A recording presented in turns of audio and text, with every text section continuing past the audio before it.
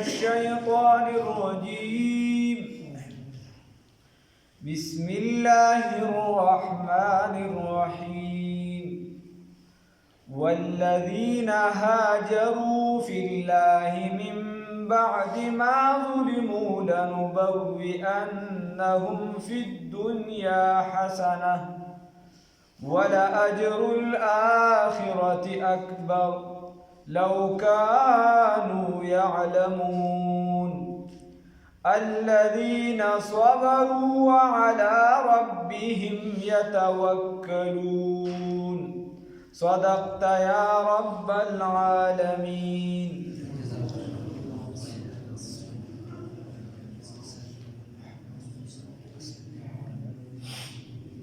اوس دې ځای نه الله رب العزت صفت بیانوي د هغې کسانو او هغې سره چې کومه وعده کړې ده د هغې ذکر کوي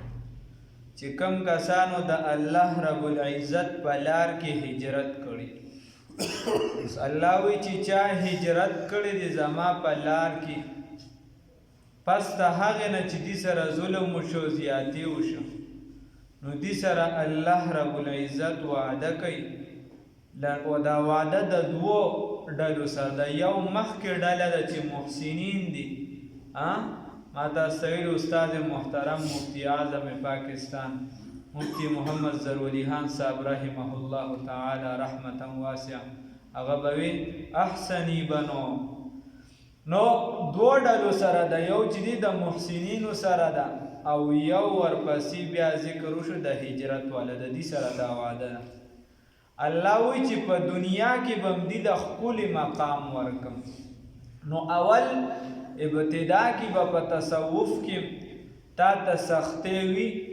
ګرانی به وي خو بیا نتیجه به یې ښه وي. د هغې خلکو بیا عزت د اهل الله دا ډېر زیات وي او هجرت هم کور کلي پرېښودل دا ډېر ګران کار دی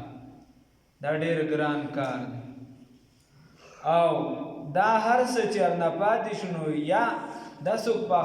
خوشحالۍ باندې څوک خپل کلي خپل وطن خپل ځمکه دا نه پرېږدي. الله رب العزت فرمایي پس د هغې چې په دې باندې ظلم زیاتې وشو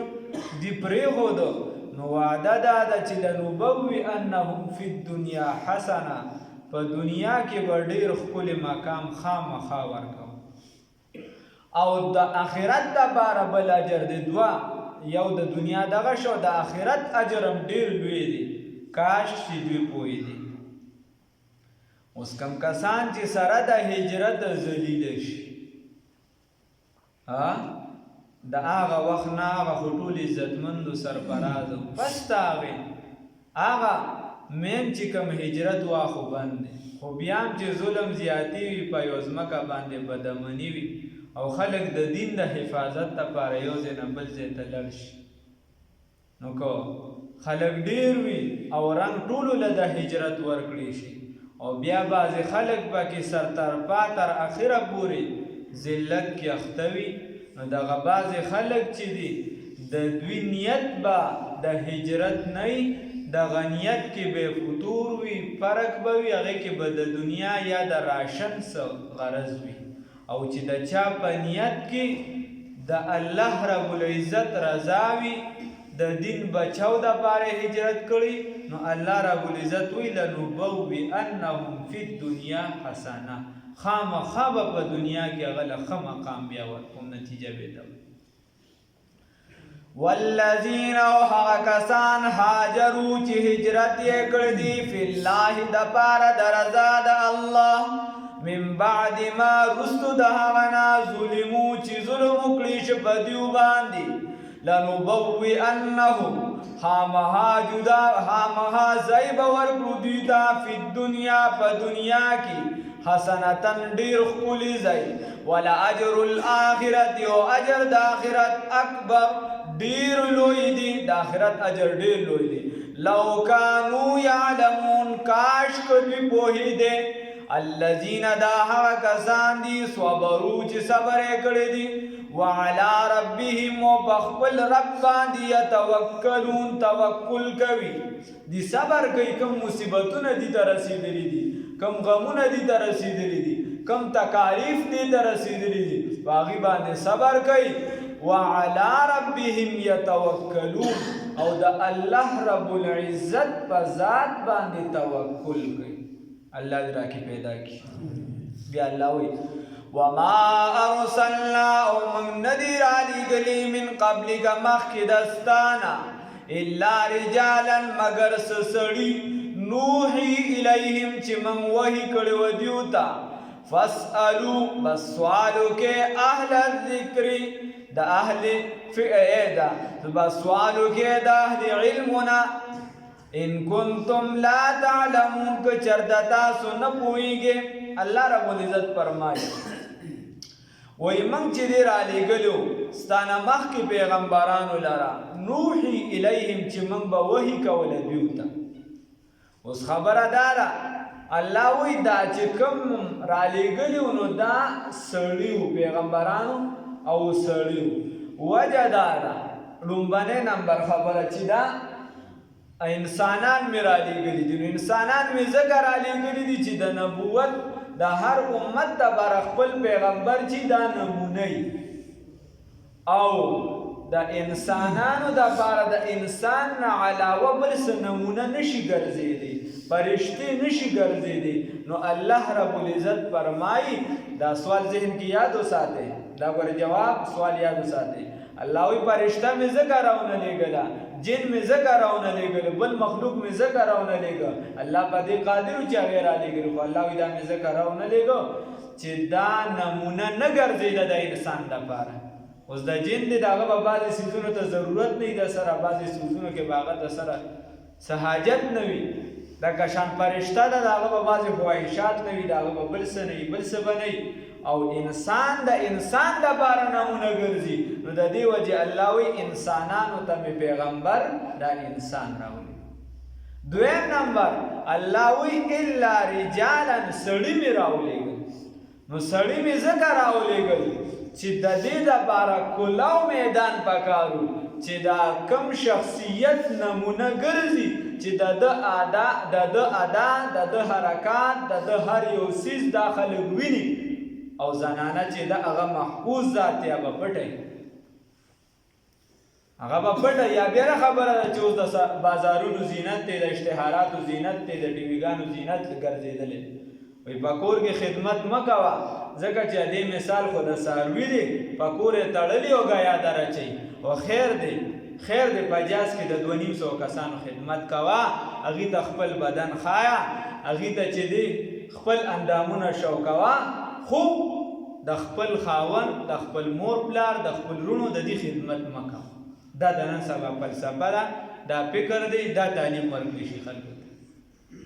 د سر نه واخله تر د اخر ډرامې پورې د ټولې ډرامې دا نچوړي چې ته به د کوره څنګه روځي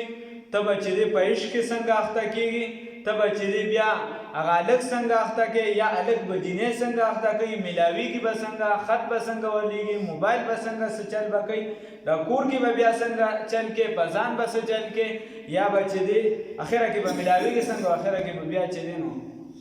الله دې خیر وکړي بیا چې ډېره دې شي خطا شي نو داسې په غم خطرې خلک دی چې د میډیا باندې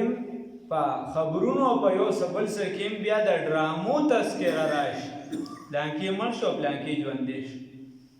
او هغه خبرونه نه راځي چې د هغې امت ته یا ملک ته یا د خلکو ته پیدا الله دې معلوم دومره سطحې ته خلک راوغورځي خیر نو الله رب العزت فرمایي سړی مې ځکه راولېږو چې د سړي هر یوه ادا دا خلک لیدی شي خلک یې کتی شي دا نمونه ګرځي د خلکو دپاره صحیح بیا الله رب العزت فرمایي فاسألو سوالو کې اهل الذکر د اهل ذکرونه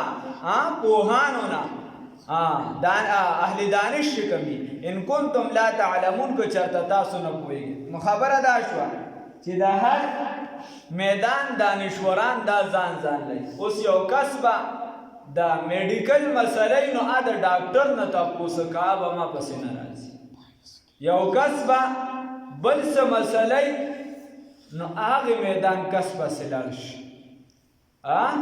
وی بابا د شاه منصور رحمه الله به فرمایل چې زمونږ د کلي جټ زمیندار چې په خر ځان له اخلي او دی نه پوهېږي په 50 روپۍ خري نو ځان سره یو پوی کس بوځي چې خر واخلي او د دین مسله نو داسې کس راټینګوي چې هغه په ټکي هم نه پوهېږي د هغه نه د دین د مسلې تپوس کوي وي معلومه دا شوه چې زمونږ په ذهن کې ویوې چې معلومه دا شوه چې زمونږ په ذهن کې د دین د مسلې د خرو هم قدر نشته چې خرالې هغې نه هم چېرته پوی کس بوځي په 50 روپۍ به یې خر چې به یې زه پیسه هم خر والم الله دې معافي وکړي نو د دې وجې الله رب العزت فرمایي چې د هر میدان به د دې وجې الله چې دې عامه خبره ذکر کړه خاصه نه کړه د یوې شعبې سره الله وایي چې د اهل ذکرو نه تپوس وکړي نو اوس مثال په طور د احادیثو میدان دی هغه د محدثینو میدان دی د فقه میدان دی د فقهاو میدان دی د کشندار چې خپل خپل میدان دی نو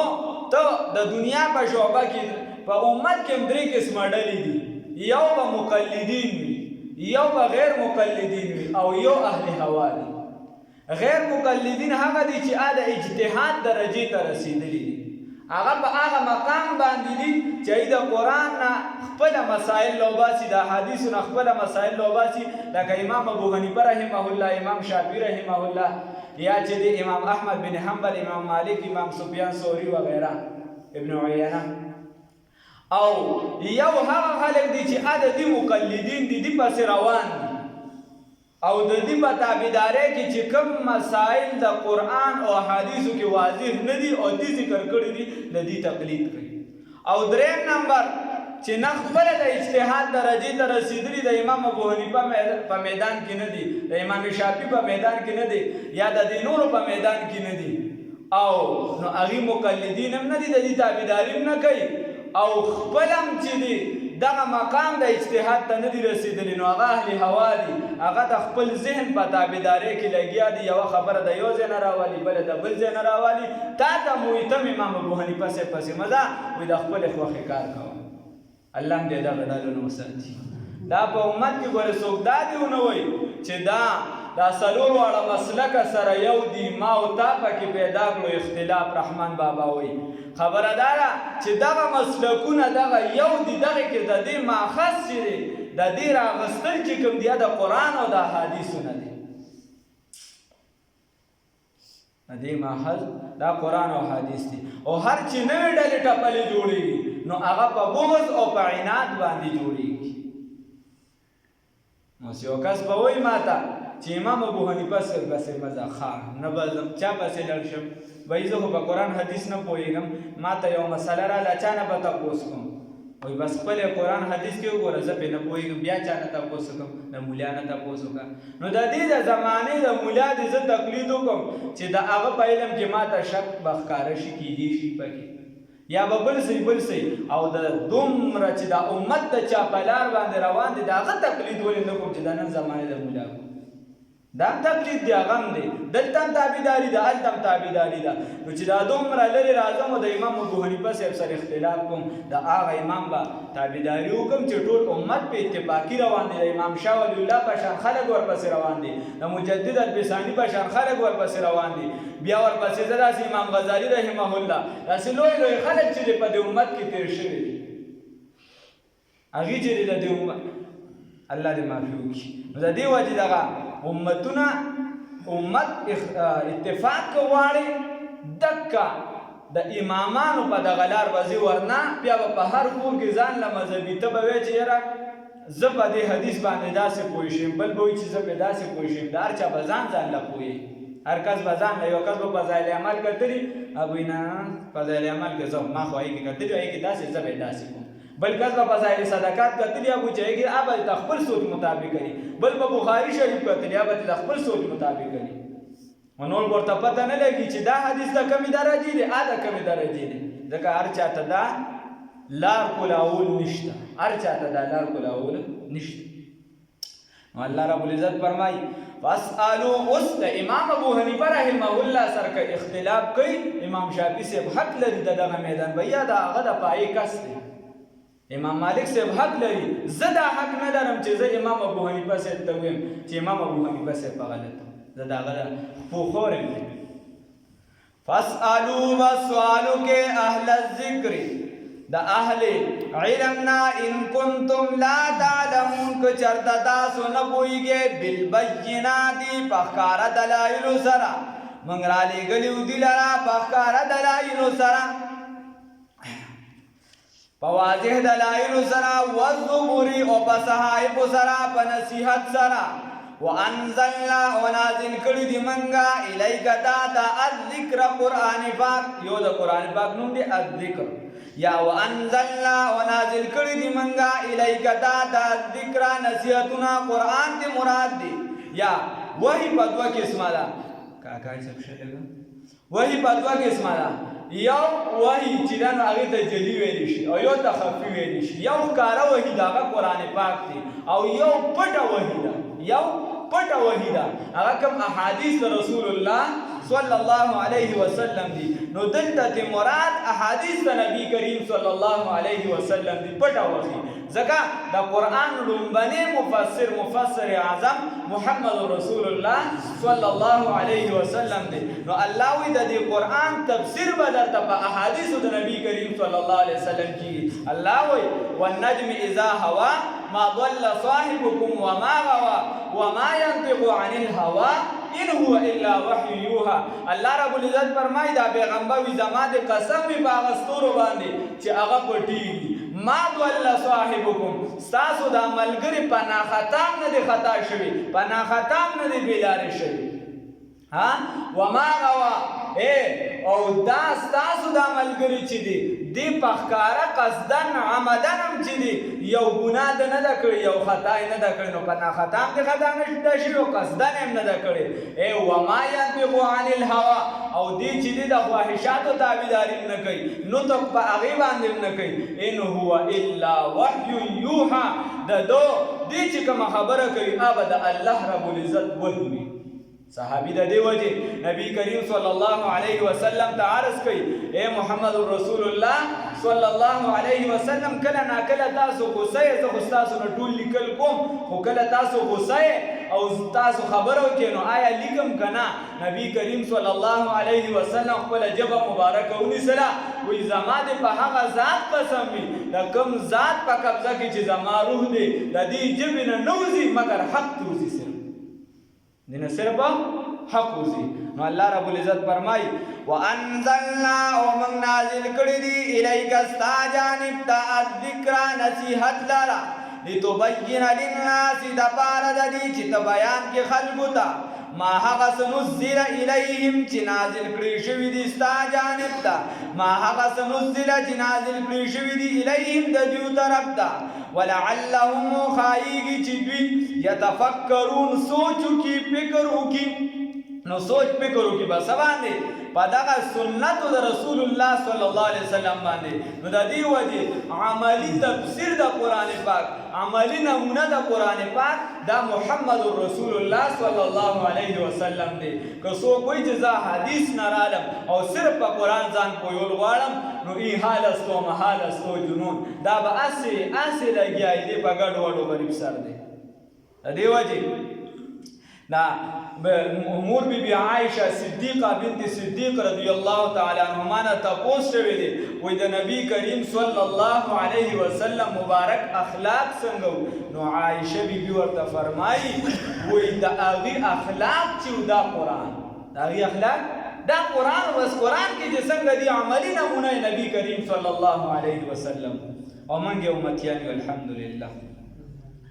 افا اسلاوی افا امین الذین آیا پا امن دی آگسان مکر السیئاتی چی مکر اکڑی دی تدبیرون اکڑیو ناکارا اند دی خبرنا یخصف اللہ چی دن نبی کی اللہ رب العزت بهم دیولنا الارض پزمگا کی او یأتیهم العذاب یارا بشدیوت عذاب من حیث لا یشعرون من حیث دداس جانبنا لا یشعرون چې دی به شعور نه لري الله رب العزت فرمای آیا دی په امن دی دا قران نه مانی سنت د نبی کریم صلی الله علیه وسلم نه مانی نو دی په امن دی دا نه د الله د جانب له به عذاب راشي داسې عذاب راشي چې دی به شعور نه لري پس مګه باندې بخښ الله دې وساتي او خاصه د خلکو دا به په آخره زمانه کې کیږي. الله دې وساتي. بیا الله فرمایي او یاخذهم یا بونیسی دیو لرا فی تقلبهم په چال چلند دیو کی په ګرځېدو را ګرځېدو د دیو کی او یاخذهم یا بونیسی دیو لرا فی تقلبهم په سفر د دیو کی په سفر روان وي الله به راټینګي. الله نو ساتي. فما هم بس نبوي دوی بمعجزین بس ندی دوی دغه الله لرا عاجز کوونکی دی. الله رب العزت لره نشي عاجز کولی ښا او یاخذهم یا بونی وی دی لرا علا پداس حالت باندې تخوف چې دی په حالت د یری کې وی دی په دی لره اونی او بنی وی دی لرا علا تخوف فویرا کې دی په حالت د ویرا کې یریږي با الله به دغه حالت کې راټیږي. فإن ربكم بس یقینا ربستا لرؤوف خشفقت کونکي ډېر شفقت کونکي رحیم او زیات مهربان ډېر زیات مهربان دی. والله رب العزت باندې